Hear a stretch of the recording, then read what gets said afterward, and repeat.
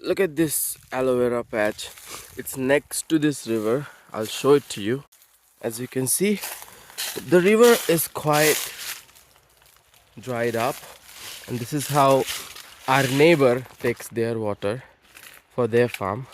I'll show you. And this side, right here and right this side, is the triangle that is going to be our farm. Look at that pretty temple. So pretty. Looking at it just makes you really cool. Feel really cool. But yes, this is our farm. A lot of trees, a lot of shadows. It will be so fun to work with them.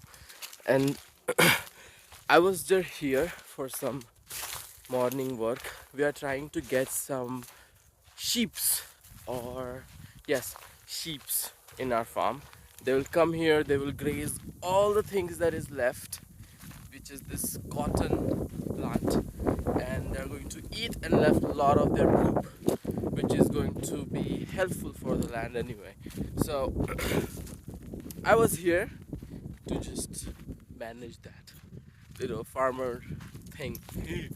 I think we would like to call them once in a while. I wonder if we can call the cow people who have lot of cows. They will bring their cows right here, and then Gauri loco in my language we call them.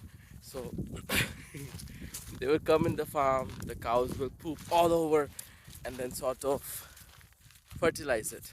No, yeah, with lot of nutrition for the insects and everything in the farm.